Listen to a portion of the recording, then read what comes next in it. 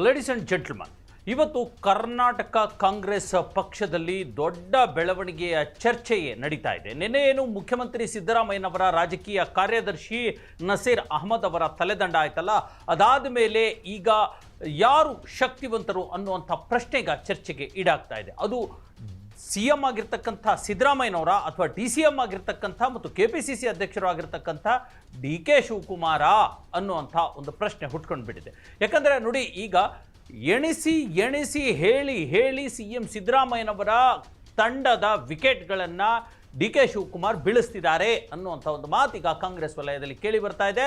ಮತ್ತು DK ಶಿವಕುಮಾರ್ ಈಗ ಮೊದಲಿಗಿಂತ ಹೆಚ್ಚು ಡಬಲ್ ಸ್ಟ್ರಾಂಗ್ ಆಗಿಬಿಟ್ಟಿದ್ದಾರೆ ಅನ್ನುವಂಥ ಮಾತುಗಳು ಕೇಳಿ ಬರ್ತಾ ಇದೆ. ಹಾಗಾದರೆ DK ಶಿವಕುಮಾರ್ ಅವರ ಬೆನ್ನಿಗೆ ಇರೋದು ಯಾರು? ಹೇಗೆ DK ಶಿವಕುಮಾರ್ ಪ್ರತಿ ಬಣವಾಗಿರ್ತಕ್ಕಂಥ ಅಪೋಸಿಷನ್ ಬಣವಾಗಿರ್ತಕ್ಕಂಥ ಸಿದ್ದರಾಮಯ್ಯನವರ ಟೀಮ್ನ ವಿಕೆಟ್ಗಳನ್ನು ಬೀಳಿಸ್ತಿದ್ದಾರೆ ಅನ್ನೋದ್ರ ಕುರಿತಂತೆ ನಾನು ನಿಮಗೆ ಮಾಹಿತಿಯನ್ನು ಕೊಡ್ತೀನಿ. ನೀವು ನೋಡ್ತಾ ಇದ್ದೀರಾ ನೆಲ ಜಲ ಭಾಷೆಗಾಗಿ ಪ್ರಾಮಾಣಿಕ ಪತ್ರಿಕೋದ್ಯಮ ನಿಮ್ಮ ಫೋಕಸ್ TV. ಇದು ಎಕ್ಸ್ಪ್ಲೈನರ್. ನಾನು ಹಬೀಬ್ ದಂಡಿ.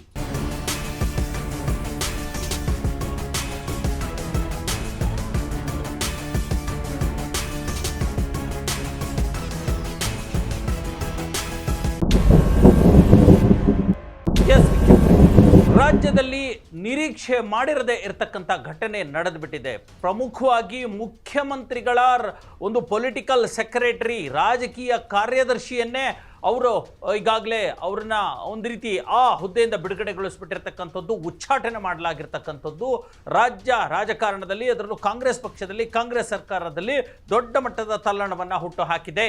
ಹಾಗಾಗಿ ಇದರ ಹಿಂದೆ ಇರತಕ್ಕಂಥ, ನಾನು ಹೇಳಿದಾಗೆ CM ಸಿದ್ದರಾಮಯ್ಯನವರ ಬಣದ ವಿಕೆಟ್ಗಳನ್ನು ಬೀಳಿಸೋ ನಿಟ್ಟಿನಲ್ಲಿ ಈಗಾಗಲೇ ಅಪೋಸಿಷನ್ ಬಣವಾಗಿರ್ತಕ್ಕಂಥ DCM DK ಶಿವಕುಮಾರ್ ಅವರ ಒಂದು ರಾಜಕೀಯ ಬುದ್ಧಿ ಮತ್ತು ಆ ತಂತ್ರಗಾರಿಕೆ ಇದೆಯಲ್ಲ, ಅದು ದೊಡ್ಡ ಮಟ್ಟದಲ್ಲಿ ಅದು ಯಶಸ್ಸು ಕಾಣ್ತಾ ಇದೆ. ಮತ್ತು ತಮ್ಮದೇ ಆಗಿರ್ತಕ್ಕಂಥ ಹಿಡಿತಗಳನ್ನು ಮತ್ತು ದಾಳವನ್ನು ಉರುಳಿಸೋದರಲ್ಲಿ DK ಶಿವಕುಮಾರ್ ಯಶಸ್ವಿಯಾಗ್ತಿದ್ದಾರೆ ಅನ್ನುವಂಥ ಮಾತುಗಳು ಕಾಂಗ್ರೆಸ್ ವಲಯದಲ್ಲೇ ಕೇಳಿ ಬರ್ತಾ ಇದೆ.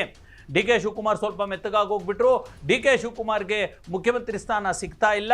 DK ಶಿವಕುಮಾರ್ ಅವರಿಗೆ ಇನ್ನೇನು ಸಚಿವ ಸಂಪುಟ ವಿಸ್ತರಣೆ ಆಯಿತು ಅಥವಾ ಪುನರ್ರಚನೆ ಆಯಿತು ಅಂತಂದರೆ ಮುಖ್ಯಮಂತ್ರಿ ಗಾದಿಯ ಒಂದು ಕನಸೇ ಬರೀ ಕನಸಾಗಿ ಉಳಿದು ಬಿಡುತ್ತೆ ಅನ್ನುವಂಥ ಒಂದು ಮಾತುಗಳು ಕೂಡ ಕೇಳಿ ಬರ್ತಾ ಇತ್ತಲ್ಲ. ಆದರೆ DK ಶಿವಕುಮಾರ್ ನಾನಿನ್ನು ಸೋತಿಲ್ಲ, ನಾನಿನ್ನು ಸ್ಟ್ರಾಂಗ್ ಇದ್ದೀನಿ ಅನ್ನೋ ಒಂದು ಮೆಸೇಜನ್ನು ಈಗ ರಾಜ್ಯದ ಕಾಂಗ್ರೆಸ್ ವಲಯದಲ್ಲಿ ತೋರಿಸ್ತಾ ಇದ್ದಾರೆ. ನೋಡಿ, DK ಶಿವಕುಮಾರ್ ಅವರ ಮಾತಿಗೆ ಹೈಕಮಾಂಡ್ ಆಗಿರಲಿ ಅಥವಾ ಹೈಕಮಾಂಡ್ ನಾಯಕರಾಗಿರಲಿ, ಮಲ್ಲಿಕಾರ್ಜುನ ಖರ್ಗೆ ಆಗಿರಲಿ, KC ವೇಣುಗೋಪಾಲ್ ಆಗಿರಲಿ, ಅಥವಾ ರಣದೀಪ್ ಸಿಂಗ್ ಸುರ್ಜೇವಾಲಾ ಆಗಿರಲಿ, ಅಥವಾ ಸೋನಿಯಾ ಗಾಂಧಿ ಆಗಿರಲಿ, ಎಕ್ಸೆಪ್ಟ್ ರಾಹುಲ್ ಗಾಂಧಿ, ಎಲ್ಲರೂ ಕೂಡ ಅಸ್ತು ಅನ್ನುವಂಥ ಪರಿಸ್ಥಿತಿಗೆ ನಿರ್ಮಾಣವಾಗಿದೆ. ಇಲ್ಲ ಅಂದಿದ್ರೆ ಈ ಮುಖ್ಯಮಂತ್ರಿ ಸಿದ್ದರಾಮಯ್ಯನವರ ರಾಜಕೀಯ ಕಾರ್ಯದರ್ಶಿಯನ್ನು ಇಷ್ಟು ಈಸಿಯಾಗಿ ಉಚ್ಚಾಟನೆ ಮಾಡುವಂಥ ಕೆಲಸಕ್ಕೆ ಮುಂದಾಗುವಂಥದ್ದು ಅಷ್ಟು ಸಾಮಾನ್ಯ ವಿಚಾರ ಅಲ್ಲ ಅಲ್ವಾ? ಅವ್ರ ಮೇಲೆ ಬಂದಿರತಕ್ಕಂಥ ಆರೋಪಗಳು ಏನೇ ಇರಲಿ, ಈಗಾಗಲೇ ಅವರ ಆರೋಪಗಳು ದಾವಣಗೆರೆ ದಕ್ಷಿಣ ಕ್ಷೇತ್ರದಲ್ಲಿ ಟಿಕೆಟ್ ಹಂಚಿಕೆ ಕುರಿತಂತೆ ಅಲ್ಲಿನ ಅಲ್ಪಸಂಖ್ಯಾತ ಮತದಾರರು ಮತ್ತು ಅಲ್ಲಿನ ಅಲ್ಪಸಂಖ್ಯಾತ ನಾಯಕರನ್ನ ಅವರು ಬಹಳ ಸರಿಯಾಗಿ ಕಾನ್ಫಿಡೆನ್ಸಿಗೆ ತಗೊಳ್ಳಿಲ್ಲ ಮತ್ತು SDPI ಮತದಾರರು ಮತ್ತು ನಾಯಕರ ಜೊತೆಗೆ ಒಡನಾಟವನ್ನು ಇಟ್ಕೊಂಡಿದ್ರು, ಮತ್ತು ಅವರಿಗೆ ಒಂದಷ್ಟು ಹೆಲ್ಪ್ ಕೂಡ ಮಾಡಿದ್ರು. ಆಮೇಲೆ ಕಾಂಗ್ರೆಸ್ಸಿಗೆ ಮತಗಳು ಬೀಳದೆ ಇರೋದಕ್ಕೆ ನಸೀರ್ ಅಹಮದ್ ಕೂಡ ಕಾರಣ ಅನ್ನೋಂಥ ಒಂದಷ್ಟು ಆರೋಪಗಳು ಅವ್ರ ಮೇಲೆ ಮಾಡಲಾಗಿದೆ. ಅದನ್ನು ಅವರು ಒಪ್ಕೊಂಡಿಲ್ಲ. ಯಾಕೆಂದರೆ ನಾನಿದ್ದಿದ್ದು ಬಾಗಲಕೋಟೆ, ಅಂದರೆ ನಸೀರ್ ಅಹಮದ್ ಇದ್ದಿದ್ದು ಬಾಗಲಕೋಟೆ ವಿಧಾನಸಭಾ ಕ್ಷೇತ್ರದ ಉಸ್ತುವಾರಿಯಾಗಿ, ದಾವಣಗೆರೆಗೂ ನನಗೂ ಸಂಬಂಧನೇ ಇಲ್ಲ ಅನ್ನುವಂಥ ಮಾತನ್ನು ಹೇಳ್ತಿದ್ದಾರೆ. ಇದರಿಂದ ರಾಜಕಾರಣ ಇದೆ ಅನ್ನುವಂಥ ಮಾತನ್ನು ಹೇಳ್ತಿದ್ದಾರೆ. ಆದರೆ ಇದರ ಹಿಂದೆಯೇ ಈಗ ಅದು ಸ್ವತಃ ವಸತಿ ಸಚಿವ ಕೂಡ ಆಗಿರ್ತಕ್ಕಂಥ ಜಮೀರ್ ಅಹಮದ್ ಅವರ ತಲೆದಂಡವು ಫಿಕ್ಸಾ ಅನ್ನುವಂಥ ಒಂದು ಈಗ ಮಾತು ಕೇಳಿ ಬರ್ತಾ ಇದೆ. ಈ ಕುರಿತಂತೆ ಸ್ವತಃ DK ಶಿವಕುಮಾರ್ ಹೇಳಿರ್ತಕ್ಕಂಥದ್ದು, ನಸೀರ್ ಅಹಮದ್ ಅವರ ವಿಚಾರಕ್ಕೆ ಸಂಬಂಧಪಟ್ಟ ಹಾಗೆ ಪಕ್ಷಕ್ಕೆ ಒಂದು ಶಿಸ್ತಿರುತ್ತೆ ಕಣ್ರಿ, ಆ ಶಿಸ್ತನ್ನು ಪಾಲಿಸಬೇಕು. ಯಾರು ಶಿಸ್ತನ್ನು ತಪ್ಪಿ ಹೋಗ್ತಾರೋ ಅವ್ರ ಮೇಲೆ ಆ ಒಂದು ಪಕ್ಷ ಕ್ರಮವನ್ನು ತೆಗೆದುಕೊಳ್ಳುತ್ತೆ ಅನ್ನುವಂಥ ಮಾತನ್ನು ನೇರವಾಗಿ ಹೇಳಿದ್ದಾರೆ ನಸೀರ್ ಅಹಮದ್ ಅವರ ವಿಚಾರಕ್ಕೆ ಸಂಬಂಧಪಟ್ಟ ಹಾಗೆ. ಅದೇ BZ ಜಮೀರ್ ಅಹಮದ್ ಖಾನ್ ಅವರ ವಿಚಾರಕ್ಕೆ ಸಂಬಂಧಪಟ್ಟ ಹಾಗೆ ಈಗಲೇ ಯಾವುದೇ ರೀತಿಯ ಸ್ಪಷ್ಟನೆಯನ್ನು ಕೊಡ್ತಿಲ್ಲ. ಅವರನ್ನು ಕೂಡ ಸಚಿವ ಸ್ಥಾನ ಕಿತ್ಕೊಳ್ಳಲಾಗುತ್ತಾ ಅನ್ನುವಂಥ ಮಾಧ್ಯಮದವರ ಪ್ರಶ್ನೆಗೆ ಇಲ್ಲ, ಈ ಸದ್ಯಕ್ಕೆ ನನಗೆ ಆ ಬಗ್ಗೆ ಮಾಹಿತಿ ಇಲ್ಲ ಅನ್ನುವಂಥ ಮಾತನ್ನು ಹೇಳ್ತಾರೆ.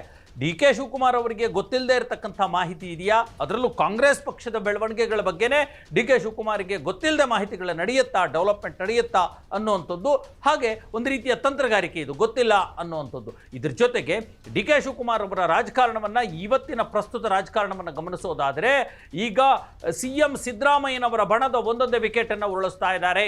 ಮೊದಲನೇದಾಗಿ ಉರುಳಿಸಿದ್ದು ಯಾವುದು? ಬಿ ನಾಗೇಂದ್ರ. ಸಿದ್ದರಾಮಯ್ಯನವರ ಟೀಮಲ್ಲಿದ್ದರು ಸಚಿವ, ಅದ್ಯಾವುದು ವಾಲ್ಮೀಕಿ ಹಗರಣದಲ್ಲಿ ಸಿಕ್ಕಾಕ್ಕೊಂಡ್ರು, ಅದನ್ನೇ ಅಸ್ಥಿರವಾಗಿ ಬಳಸಿಕೊಂಡು ಅವರ ರಾಜೀನಾಮೆಯನ್ನು ಒತ್ತಡದ ಮೂಲಕ ಕೊಡಿಸಲಾಯಿತು.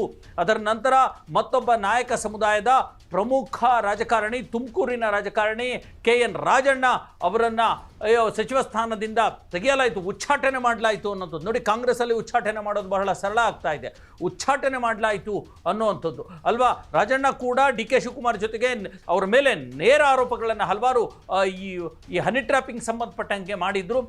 ಮತ್ತೆ ಬೇರೆ ಬೇರೆ ರೀತಿಯ ಅವರ ಒಳಜಗಳ ಇತ್ತು.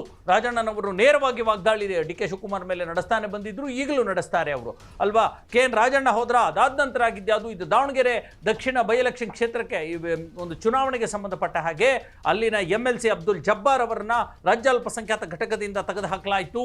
ಆ ವಿಕೆಟ್ ಬಿದ್ದ ಇನ್ನೂ ಒಂದು ವಾರ ಕಳೆದಿಲ್ಲ, ಈಗ ಮುಖ್ಯಮಂತ್ರಿಗಳ ರಾಜಕೀಯ ಕಾರ್ಯದರ್ಶಿ ಆಗಿರ್ತಕ್ಕಂಥ ನಸೀರ್ ಅಹಮದ್ ಅವರ ವಿಕೆಟನ್ನ ಮಾಡಲಾಗಿದೆ, ಬೀಳಿಸಲಾಗಿದೆ. ಅಂದರೆ ಅವರನ್ನು ಕೂಡ ಬಿಡುಗಡೆಗೊಳಿಸಲಾಗಿದೆ, ಉಚ್ಚಾಟನೆ ಮಾಡಲಾಗಿದೆ ಅನ್ನುವಂಥದ್ದು.